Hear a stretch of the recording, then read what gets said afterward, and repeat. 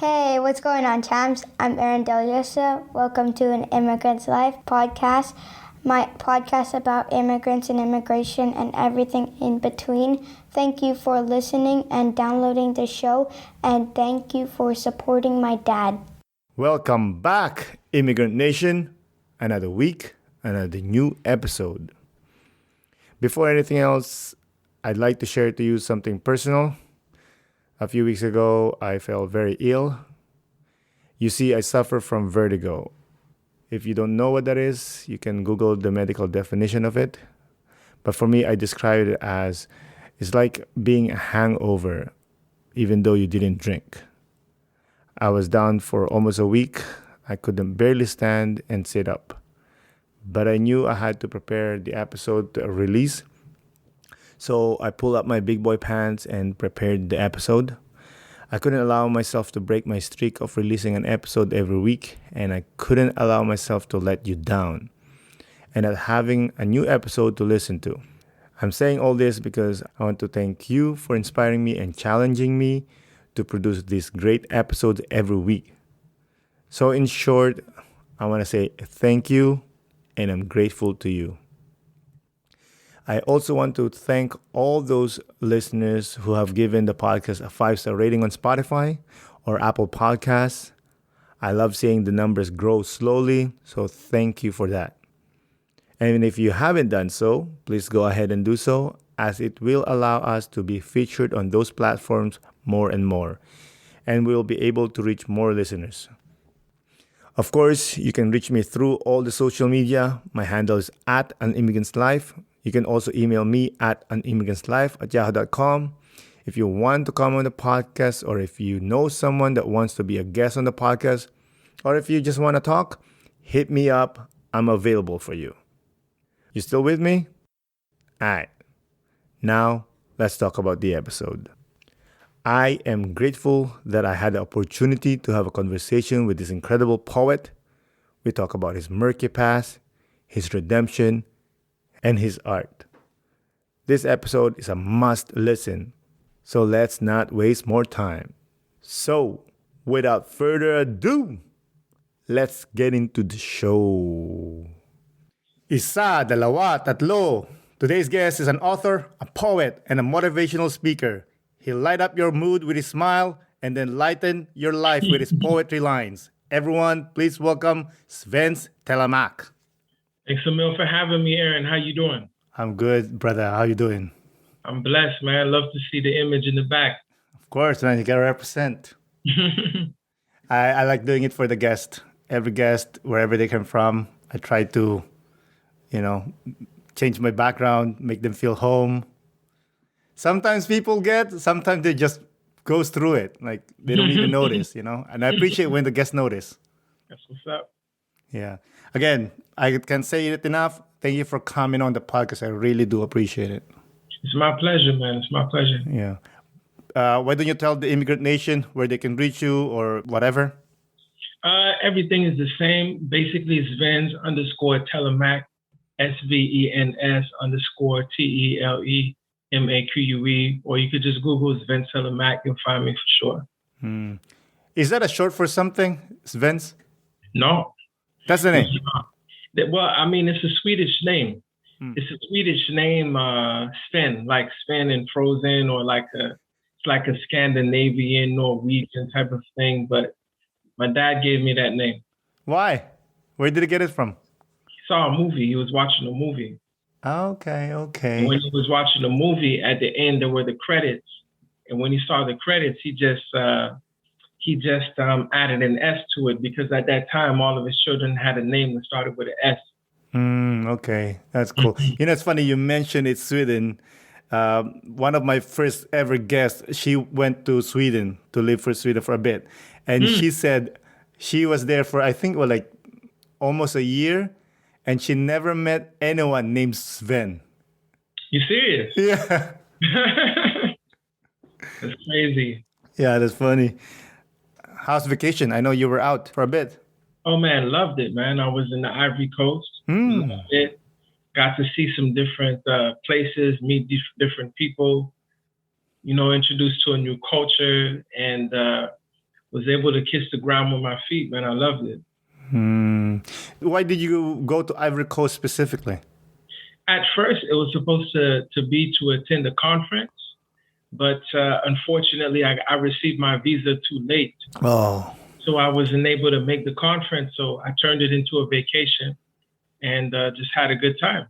That's amazing. I mean, that's home, right? Oh, yes. Everyone's home, really. Yeah, go back to the motherland is something I feel like everybody should do. Someday. I had a friend that lived in Kenya, which she's planning to come back to, and she's like, yo, you got to visit me, man. I'm like, of course, someday. Yeah. You know, let's get into it with you. You were born in Montreal, but then you moved to Miami, Florida. Why did you move? My parents divorced. So they moved, my mom moved when I was a baby. Okay. Oh, so your dad was originally from Montreal, or? My mom and dad are originally from Haiti. Okay.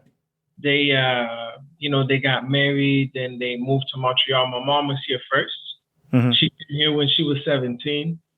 And my father came a couple years later after they got married. Okay. So why did mom move you to Miami, Florida specifically? Had more family. We had much more family and much more support. I imagine the divorce, she wanted to be farther away, you know? Mm-hmm. For sure. That's how that went. But when you moved, did you keep in touch with your dad? Not really. Better yet, my dad didn't really keep in touch with me during that time. How's your relationship with him now? Oh, we're good friends. Yeah. Life is too short to focus on the small stuff. Oh, that's beautiful. I love that. It's been well documented that you were living a life of crime when you were living in Florida. Oh, Having said that, how was your relationship with your mom during those times? Very stressful, very depressing for my mom. Very challenging for both of us. But there was just such a big disconnect because my heart was hardened. You know, you get what I mean? My heart I was so egoistic. I wasn't really caring how my mom felt or how my family members felt. I was only thinking about myself. I was egoistic.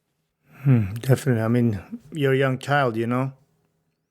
Did anyone, like an older gentleman, try to talk to you and say, hey, dude, you need to get your stuff together? Several. I've had people that were, committing crime telling me, like, yo, you're too smart. You shouldn't do it. But I just got pulled in, and I tell people all the time it's because of the ego. And the ego for me is when you value yourself based on what you have, what you do, and what people think about you. Mm-hmm. And this is something that I feel like we all have to be very careful about. Mm-hmm. Definitely. Yeah, when you value yourself in those three ways, you just get swayed. You get swayed. You get swayed to do you get swayed to hide behind things so you can get value. Mm-hmm. But then again, you were a young child, you know? Yeah. But even adults, people can be very grown and they're still caught up in their ego. Mm-hmm. We see it with adults with hiding behind, when I said what you have, hiding behind brands, hiding behind cars and what you do, people hiding behind titles, degrees and stuff like that, status. And last but not least, what people think about them. When we look at social media, a lot of people are caught up. And it's to understand that your value doesn't come from your followers, doesn't come from what people think about you, because all of these things can change. It takes a moment for people to find something in you to bring you down. Definitely. It's such a dangerous swirl of, like, you get into a group that values, I don't know, a beautiful car or whatever. You get into that and that's it. You'll be, in the loop. There you go. And that cancel culture is very powerful right now. So you just have to tread lightly, Mm-hmm. You believe in cancel culture? No, I don't believe in cancel culture. I do believe in character is more important than anything else, because your talent will get you in the room, but your character will keep you there. Mm-hmm. And I feel like the only positive thing with cancel culture is for example, someone like R. Kelly. You get what I mean? Like it allows people to, but because the masses are all connected on different platforms, they're able to, correct certain things and to address certain things that they never would be able to before. For sure. I love that you mentioned R. Kelly. Obviously, one of the greatest artists of all time. Unfortunately, he's a monster. Should we stop listening to his music? Should we vanish the music? Or how do you think we should approach that? I mean, in my personal opinion, I feel like it's a case by case. I think it depends on the person. Some people cannot disassociate the artist with the art. And if you can't disassociate the music when you hear it, you just think about that person committing crimes and doing all of this evil stuff. So I feel like it depends on the person. Some people can listen to the music, like, for example, I Believe I Can Fly, and just think about the song, the lyrics, and completely disassociate with the singer. So I feel like it's a case by case type of thing. Well said. You as an artist, do you thread lightly because of the cancel culture, or as an artist, you are a free soul, you create what's come from your heart? I create what comes from my heart. And to be quite honest with you, I can't produce nothing. I mean, I could just come up with a poem, you get what I mean, and just say whatever. Some people might be like, wow, but if it doesn't come from this, same thing with speaking. When I speak, like, I could talk about anything, but if my heart is not in it, it doesn't impact as much. Yeah, I agree. It's very derivative. Speaking of writing, by the way, your poetry is amazing. I wish I could write the same way. I try to write poetry as well, but, it's not Vince quality, you know what I mean? But does it come to you? Or do you have like a routine? You sit down and you tell yourself, I'm going to write today. It comes to me. It comes to me. I feel like I wrote this a while ago. I feel like art possesses you until you possess it. That's how I feel with me. Like, you might say something and then all of a sudden, boom, I just get an image. I see a metaphor. And boom, that's how poetry comes to me. It's the metaphors, that the metaphors, the correlations between different things. And like, I'll give you an example, like, and I like to write out of very strong emotions like anger, frustration, sadness, guilt, shame. I like writing from places like that because I'm a very self-reflecting type of person, you know what I mean? And I love to be transparent. And I'll give you an example. For example, the poem, If Haitian Blood Were Oil. I wrote this poem at work, at a call center.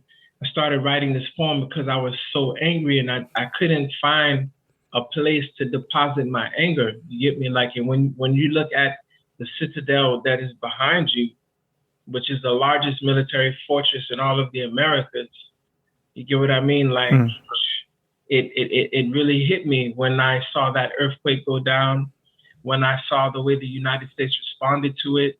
I did my research on it and I was just so angry. It led me to a question like, if Haitian blood were oil. And when I had that metaphor, it was easy for me to write now and for me to direct everything that's inside me. For me, I feel like poetry and writing is like, it's like having a knife in your chest. And that knife is a pen, and a notebook, like this notebook here. You take, when you take a knife and you put it between like a paper towel and you wipe it clean.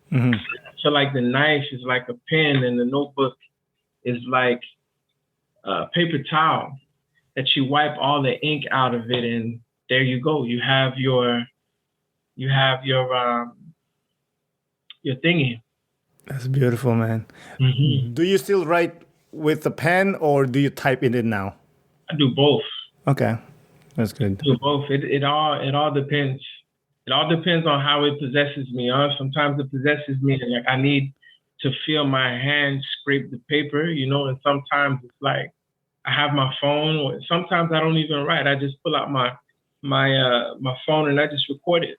Mm-hmm. I do the same thing. I exactly do the same thing. Mm-hmm. But I prefer typing now because I'm lazy, and it takes so much time to write. Mm-hmm. But obviously, as you know, as people that creates or write, it's not magic. Yes, once in a while there are poems that comes with you and it's like ready. You don't have to do anything. And then there are some that it's just a line and you have to work at it. Right. Yeah. So like, but that's the best one when it comes like fully, because I'm lazy again, you know. But I like what you said about art, that, you know, it will encompass you. Like, I don't know if you agree, but when an idea comes in of a poem or a story or whatever, for the lack of a better word, I'm going to call myself an artist, it burns inside you. And that's the only way to get rid of it, is to write it down. But you see, you know, I would say one thing. I would say you are an artist, man. Thank you. I would say that everybody's art is different. Some people will never be able to understand it or appreciate it. But, you know, it's like you just got to be different. You got to embrace those differences and just be true to that voice on the inside of you, man. Art is like a prism. You know how that light might come out in blue, red, orange, whatever. Mm-hmm. And everyone is like a different facet of a diamond. You know, when that light hits, when it comes out through you, Aaron, it's going to come out in a completely different way. Just like a million people have podcasts, right? But yours is focused on something so specific that some people would never even think of. Thank you. I appreciate it. But yes, I mean, I just don't call myself an artist. I do create art. I do. I know that. Like this podcast, I approach it as art. When I post something on the podcast Instagram account, those are art for me. I don't just treat it lightly that I'll just post your picture and that's it. I want it like very specific. Like you said, it has the Aaron's touch. Let's go back a little bit with your life. When all those tumultuous times was happening, did you resent your mother? Not at all. Not at all. I mean, not at all. There was no reason to resent her. There was no reason to resent her. I mean, she was there for me. She tried to get me to, you know, be positive. She tried to pour into me. She tried to steer me in the right direction. She provided for me. So no reason to resent her at all. That's good. You seems to be an intelligent person. But during those times, were you good in school? I didn't try. I didn't try. What I did was I did what I had to do to get by. So I really didn't try at school. I managed to get I even went to a special high school, a special arts high school and everything, but I never really put the effort. So I was like always coasting. I was always on the average. And I dropped out my last year, my senior year in the month of June, I dropped out because I was focused on money. So if I would have applied myself, I would have been a better student for sure. Oh, definitely. I mean, you're a very intelligent man.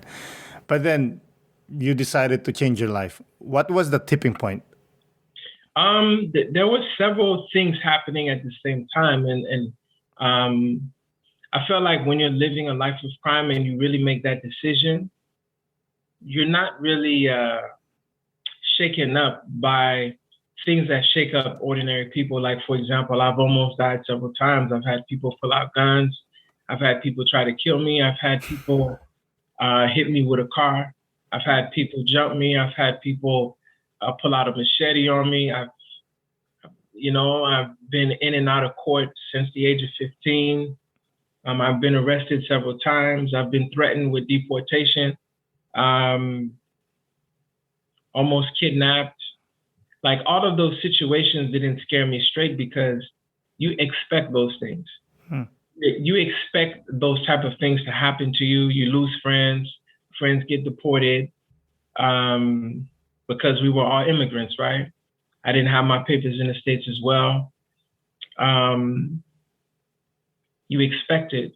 What you don't expect is really what shakes you up a little bit more. One of the things that really shook me up was when I was selling drugs, and during that time, I was making a lot of money for someone that was 17, 18 years old. I used to make like $10,000 a week. A week? Yeah, selling crack cocaine. Yeah, selling crack cocaine with my partner in crime, who's deported now in Haiti since 2006. And I mean, you know, the money just got me. There was nothing that you could do to convince me otherwise. And eventually what happens is one day I'm selling drugs, right? And a woman approaches me and she doesn't have any money, but she wants to get high. What do you think she offers me?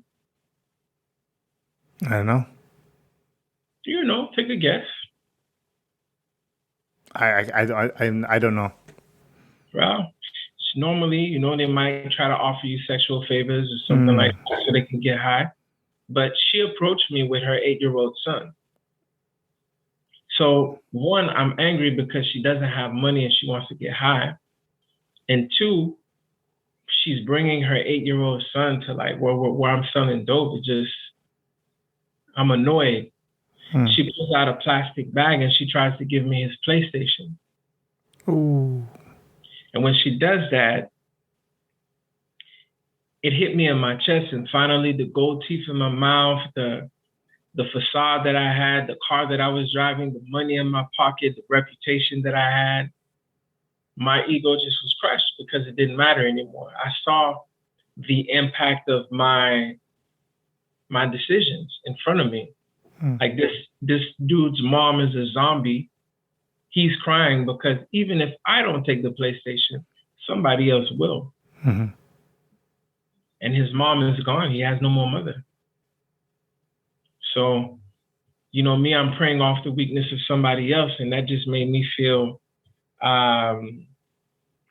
worthless. Exactly. Yeah. But did you sell the drugs anyway? No. Yeah, I wasn't able to do it. But at the same time, it broke me. It got me to really think about what was my role in my community at the moment. What was I doing? How does that impact me? That's beautiful. It made me think of the line by the great Leonard Cohen that there's always a crack on everything. That's how the light goes through. Wow. Yeah. That's deep. I've never heard that before. The great Leonard Cohen. This from Montreal. It's the best. Wow. There's always a crack in everything, and that's how the light goes through. Wow. Yeah. I love that. I love that story that you told me. And it's just easily, it's eroding. Now your ego's slowly eroding. And you're finally seeing the light and seeing this is not the way. Exactly. And then when you finally saw the light, what decision did you take? I know you moved back to Montreal. Is that instantaneous or? No, before I moved to Montreal, I stopped selling drugs. I started selling shoes, clothes, perfume. I started selling cars at the auction. Anything that I could do that was legit, that could help me provide for myself, I did.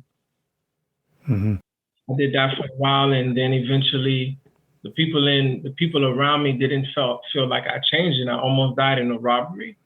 So I realized that, you know what, I changed, but my environment is the same. So I decided to move to Montreal and start from scratch.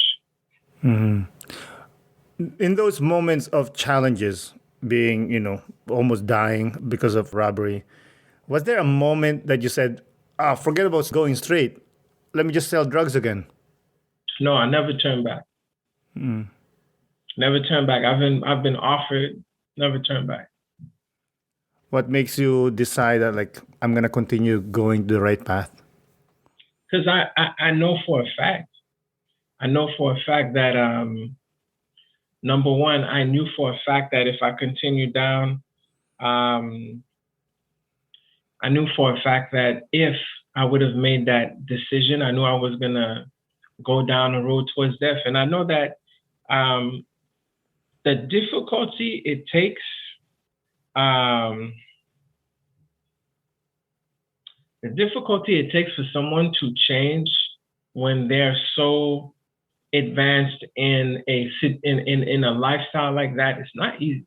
It's very, very difficult. So for me to make that change and then to change again, this doesn't make sense for me, because after making that change, I didn't see money the same way. I didn't have the same relationship with money before.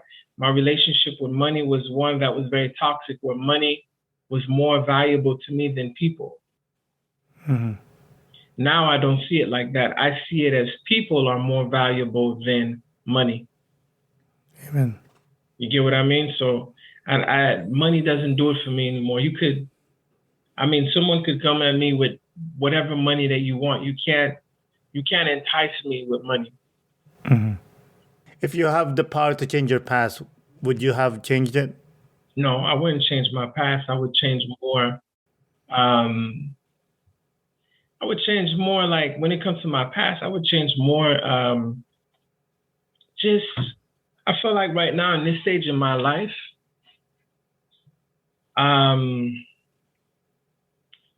it's more a question of changing the mistakes that I know. I feel like we all have wisdom, we all have understanding, and sometimes we don't live our lives according to that wisdom and understanding. If there's anything that I would change those decisions that I've made that were not according to the wisdom that I have. Apart from that, when it comes to like everything before me being enlightened by God, me being enlightened by the word, wouldn't change anything, because this is what produced the man that is here, For sure. When did poetry came into your life? When did you learn, like, oh, I have the gift? I think the very first time was probably elementary school, Miami Shores Elementary School. We had a competition. And the competition was you had to write an essay as to why you should be selected to go to the Everglades, like to go camping. And all of the expenses were paid. And, I wanted to go, right? So I wrote a letter and I wrote an essay. And out of everyone in the school, I think they chose like maybe 5 people. And I was one of the people chosen. And moving forward in life, I was always writing rap. I was always rapping. Rapping is poetry. Music is poetry. And I just kept writing all the time.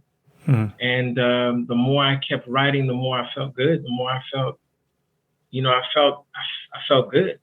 Releasing myself in my writing, I just felt powerful. So you were rapping. Why did you not continue rapping? Why did you decide to do spoken words instead? I went from rap to spoken word because of stage fright. I had stage fright when I started doing shows with a friend of mine. And I was like, you know what, let me build my stage presence with spoken word.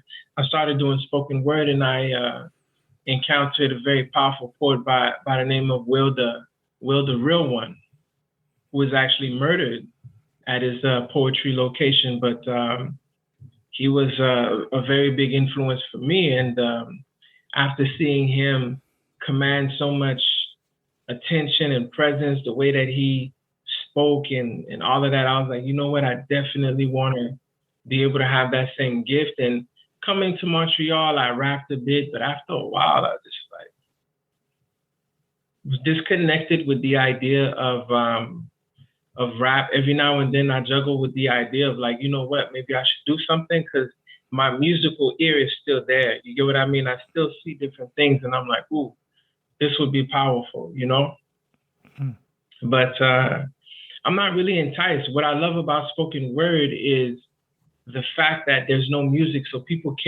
pay more attention to the message. I feel like in rap, people get lost in the beat. And I like when people just listen to the words. It's more powerful. It's like it engages you more.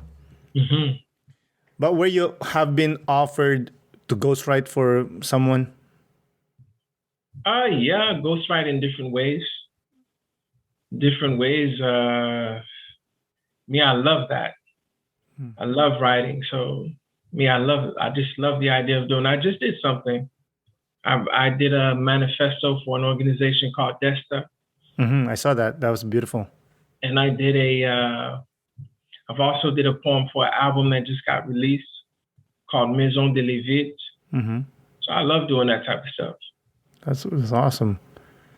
Let's talk about your book, Pen of Ready Writer, a compilation of poetry, thoughts, and ideas. I mean, I love this title. I haven't read the book, but I know it's been reviewed well. Where did you come up with the title? The title came from Psalm 45 in the Bible. So there's a psalm that says, "My tongue is the pen of a ready writer." And during the early stages of me as a spoken word artist, I used to go by the name of Psalm 45. I like that. Because I didn't want any attention to go towards my name. So I used Psalm 45 until people just kept saying my name. So I was like, okay, whatever. But in Psalm 45, it talks about that. It says, "My tongue is the pen of a ready writer." So I just took the title and went with the flow. Nice. Well, what's the theme of the book? What's special about this book? If anyone wants to grab a copy and read it? Self-reflection. It's me self-reflecting. It's me talking about everything. I talk about perseverance. I talk about frustration. I talk about success. I talk about fear, doubt, procrastination. I talk about so many different aspects of life. You know, there's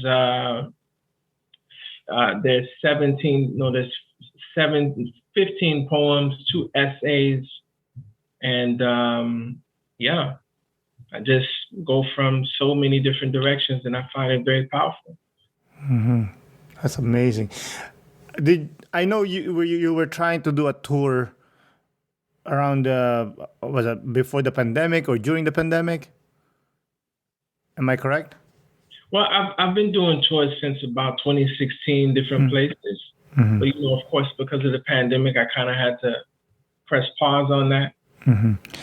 How did you approach the pandemic? My approach to the pandemic was pretty much laid back. Just go with the flow. You can't do anything. Don't agree with every single thing that went down, but just go with the flow. What can you do? I love that. And more time for self-reflection.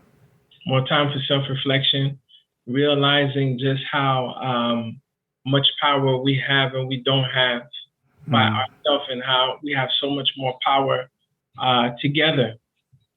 Definitely. Did you write more? I did write a bit. I was working on my book. I'm still working on my next book right now, which is called Broken Crayons Still Color. Right now I'm on chapter 6. I got 2 more chapters left, so 2.5 chapters, and it's a done deal. Wow. Is it hard to write a book? Very. It requires a lot of discipline, a lot of self-reflection, and it's different from writing poetry, right? Because poetry, you can write poetry and not really care if people get it or not. Yes. Because it's artistic. But when it comes to a book, you have to really speak in such a way that's so descriptive and clear that people can understand what you're trying to say. And in communication, it's so lost to get confused between what you're trying to say, what you're saying, what people hear. You understand? What people understand. Like, it takes a lot. I have so much more respect for people who really have dedicated themselves to writing, because you have to harness a lot of skills. I've been writing this book since 2016. Wow. I've been rewriting this book over and over again. Yeah. I understand. This is, I've said this enough, but I'm going to say it again anyway. This podcast came from the idea of me writing a book.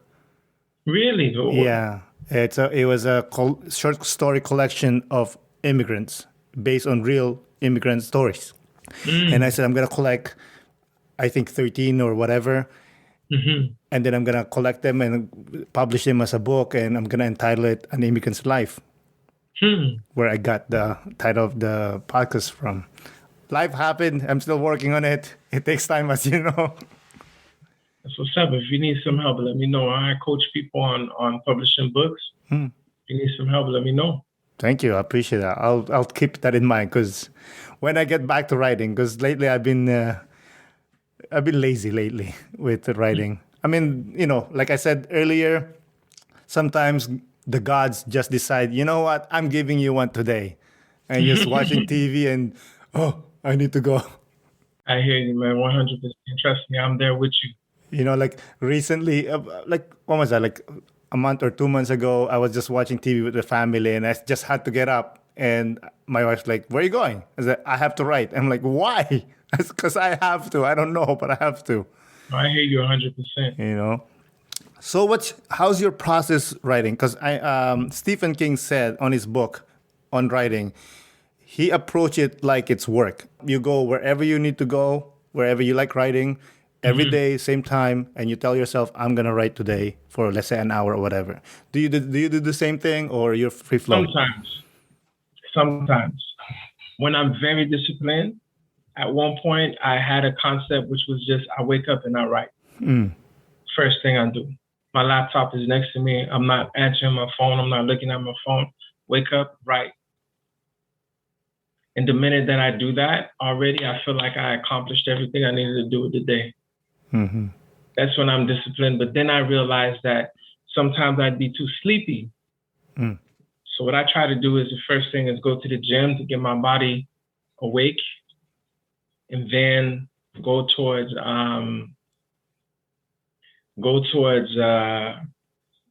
everything else that I have to do. But I got to get back into my flow. It's hard to get back. What I used to do when I was writing An Immigrant's Life was morning I'll write, and then at night I edit. Oh, that's nice. So I just continue doing that, and as you know, it's a lot of work. It is, but it's very rewarding, right? It's a question of discipline, patience. Definitely. Writer's block. Do you suffer from it? Sometimes. Oh yeah, for sure. Everyone does. I love who said that. I forgot. I think it was Sting from the Police. The bands. He said that doesn't exist. The best way is just write. I mean, you could easily write, but are you writing from the same place? That's the thing for me. We can easily write out of talent. We can write out of talent, but is that going to get us anywhere? I can write from my talent. I can tell you roses are red, violets are blue. I'm looking at the sky, look at the hues. I'm confused, blah, blah, blah. But am I really writing from here? No, that's just talent. So Sting is right, but I think that what people mean is like when that meaningful, deep, rich, when you feel connected with your gift, that writing sometimes is just, you can't tap into it. So you got to find a way to to get it to come out. You got to put yourself in the right environment, listen to the right music. I call it like making an incision. When that doctor takes a scalpel and they cut you, for me, it's like sometimes I use instrumentals to make an incision to make me feel.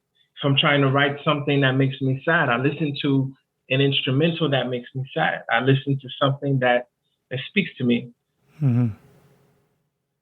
So you listen to jazz or things like that? Or jazz too busy. I listen more to like maybe movie scores. Okay. Maybe In a Sentimental Mood by Duke Ellington. Hell yeah, man. That can get me to come out with some stuff, but for the most part, that's how I play my hand. Mine is My Favorite Things. My Favorite Things by who? What's his name? I'm terrible with names. The guy is fat. Fats Domino? John Coltrane. How can I forget? Okay, I got you. John Coltrane. That's my thing. Or sometimes some Miles Davis. But not the crazy Miles Davis. You know what I mean? But yeah, I like that you said that you can write anytime you want if because you have enough talent. Because sometimes I'll write something and I'm like, what is this? Like, this is not good. It's just your talent. It's like, okay, I made some words rhyme, but there's no feeling there. Yeah. I remember in college, one of my professors says, oh, you guys have to write a poem. And I said, okay, that's easy. Like, I can write a poem. Like, right now, I could say it, could do it. So I did it. And I saw my classmates, like, struggling to write. And I said, dude, it's just words. Put them together, for me, obviously. And that's when I realized, oh, not everyone can write poetry. Because it's self-reflection. A lot of people don't take the time to slow down. Yeah, you're right. Let's go back to your book, Broken Crayons Still Color. I'm excited about this. Where did you get the idea, the line from? Because it's such a powerful line. Yeah, that quote, I saw that quote on Facebook like in 2015. One of my friends shared the status, and when I saw it, it just hit me like a ton of bricks. What does that mean to you? It just means that no matter what you go through, you're able to do great things. Nothing can disqualify you from greatness. Mm-hmm. Sometimes what we do when we have a past that's jaded, present, whatever, like we make mistakes. Sometimes we feel like society tells us that we can't be great. Mm-hmm. Statistics tell us that, like the chances of you succeeding or being different is very low. Mm-hmm. You know what I mean? Like, just because the crayon is broken doesn't mean it can't color. Even if you were to take that crayon and crush it and we would have flakes, it could still color. So it just shows me just how limitless our potential is, to do great things. Mm-hmm. That's beautiful. You said you're a public speaker, correct? Yes. Do you, when you get, what do you talk about to them? What specifically? It depends. It depends on what they want me to do. Sometimes I talk about Black history. Sometimes I talk about well-being. I touch well-being, Black history. I talk about personal development. I talk about entrepreneurship, legal rights. It really varies as to what they want. One thing that I don't do is go into a school and just be like, hey, I used to be a drug dealer. I changed my life. Look at me. No, I don't believe in that. My goal is to get them to talk, get them to express themselves and to make connections and let them know, listen, like, I made these mistakes because of issues with my ego. You may not have a risk of becoming a criminal, but you definitely have a risk of living the rest of your life through the lens of your ego, worried about what people think about you based on what you have, what you do and what people think. So liberate yourselves from that. Realize that your value doesn't come from what you have, what they say and what you do, and get them to help them with their social emotional leadership. You get what I mean? Definitely. Yeah. Even Superman has the fortress of solitude. When he needs to go get some R&R, what do you do? Man, for me, I like to read, man. I love to read. I love to read daily. It's my thing. Read, work out, take care of my spirit, take walks. And that's my thing, fill my cup. Because if I'm constantly filling other people's cup, I need to fill mine. Mm-hmm. Listen to stuff that empowers me. I seek empowerment. So like you have two types of people. You have people that seek empowerment and you have people that seek entertainment. People that seek entertainment, entertainment. You enter into something that keeps you bound and it keeps you in a state of mind that you're just entertained. I don't want to be entertained. I want to be empowered and entertained at the same time. You get what I mean? Because people that seek empowerment so they can confront life, so they can change things. A lot of people that seek entertainment look for a way to escape from their reality. They don't want to deal with reality that they can change, that they can do something about. So let me just watch this movie and forget. Escape. Yeah, that's the problem. Is I called it facing the demons in the basement. Every day. Bro. You got these lines, man. Thank you. Sometimes I come up with these words and lines together. But I was talking to a friend recently. She's going through a lot. And I said, yo, I know anxiety sucks. I know depression sucks. But if you don't face that demon in the basement, it's just going to get stronger and stronger. Mm-hmm. You just have to, every day, because it'll never change. The demon will always be there. It's never going to go away because the demon is part of you. But the best way to beat it is you go downstairs, stare it in the eyes and say, not today, motherfucker. There you go. And keep it moving. And a lot of the times, that monster under your bed is you. Mm-hmm.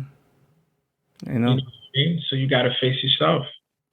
Which is a lot of people, unfortunately, doesn't want to do. Mm-hmm. You know, that's why I love what you're saying, like self-reflecting, like, you know, go for long walks, empty your mind. A lot of people doesn't want to do that. They just want to listen to music when they're driving or, I don't know, watching TV instead of just sitting down and just being with your thoughts. Exactly. Because that's how it's going to come out. Like whatever you're going through, that's what's going to come out. That voice is going to speak, and a lot of people doesn't want to hear that voice. That's it. And the more you let that voice speak, the more you're able to break patterns, break behaviors, and become the best self. Mm-hmm. Definitely. I see that you're big in mental health. Oh, for sure. Mm-hmm. And mental health for me is simple. It starts off with gratitude. It starts off with gratitude. You can't be happy in life if you're not grateful. And no matter how bad things are, there's always someone that has it worse than you. Mm-hmm. When you count your blessings, it's easy for you to have that positive energy and to, you know what I mean, get the most out of life. I completely agree. I remember the moment that I learned gratitude. That was the time when my wife and I bought a house. And coming from the Philippines, I was poor. We're talking about like dirt poor, right? Mm. There were like times that we didn't even eat. That poor. And now I moved to Canada and I own a house, a beautiful house. And I always, what I used to do, it sounds silly, but before I go to bed, I look outside of my house, look at the houses, the beautiful houses. And I said to myself, man, I live here. I own this house, this beautiful house, a house that could live probably 3 families, which growing up, my house was like, it wasn't even a house, like a room, like a tiny room, like you can touch both walls kind of deal. And it opens me up. It makes me feel happy. It humbles you. Yeah. But sometimes I forget, though. I'm not going to lie. Sometimes we'll forget. For sure. We forget. We're creatures. We're creatures, right? We're creatures of habit. So it makes sense to forget. We just got to make the habit of remembering. What do you do to remember? Me, man, I just go back. I just compare. I look at my life right now, and I think back then. I when I see people, I try to remind myself not to look at people and be like, I'm here. You're here. Just remember. Just humble yourself, because like it's like I was reading some of the stuff I wrote a long time ago today, and one of the things that I wrote about was about elevation. When God elevates you and God puts you on a mountain, it's not for other people to see you. It's for you to be able to see other people that need to be served. You know what I mean? And that's how I see it. That's what humbles me, thinking about where God pulled me from, where I find myself, like the struggles that I've had when it comes to finances and how money is just coming to me right now. You know what I mean? I think about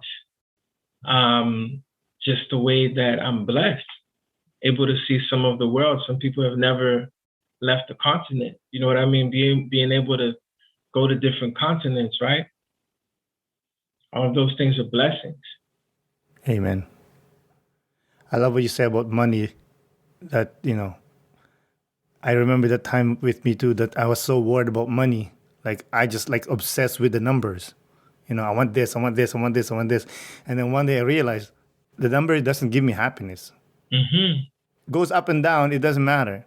Like going back to what you said about social media, about the likes and sharing and whatnot, it doesn't matter. The number doesn't matter. The matter is what you do. Mm-hmm. So do you have a timeline with the Broken Crayons book? This year, man, I need to release that book this year. That's all I can say for now. That's all I can say for now. I need to release it this year. Come on, tick, man. No. But you know what? I'm gonna give you. I still have time to buy your first book. So, but when I finish that first book, you better have the other book ready. You know what I mean? I mean, I'll try my best.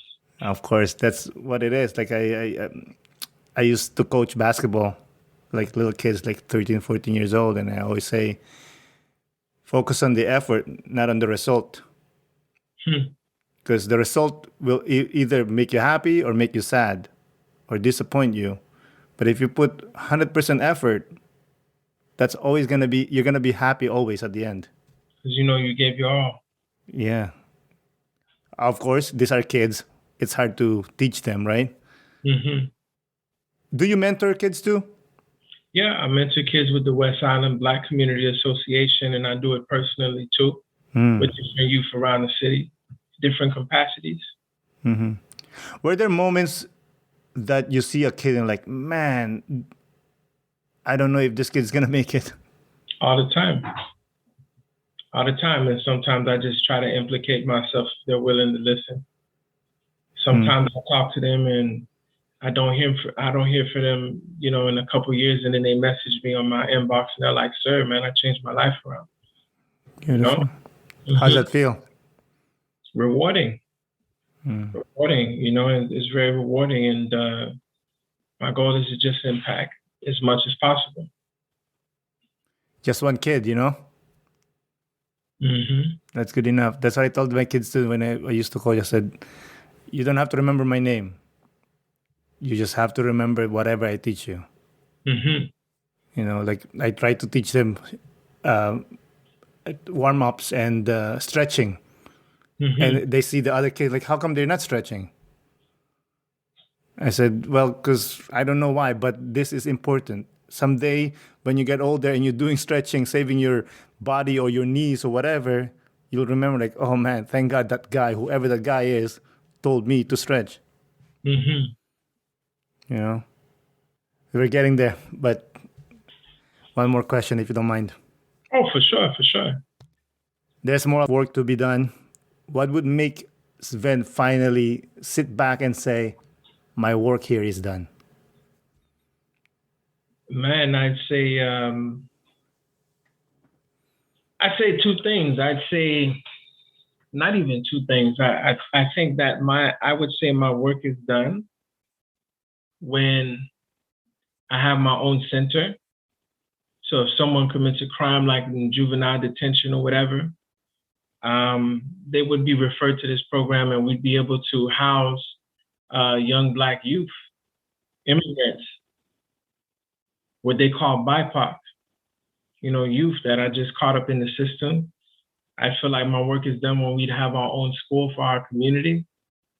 I feel like my work is done when I'd be able to empower other people with similar stories like myself so they could replace me and, help them like amplify their messages. I feel like my work is done when I'd help other people publish books, help them get their stories out there. And with all of those things in place, I would just sit back and write. I would do less and just write.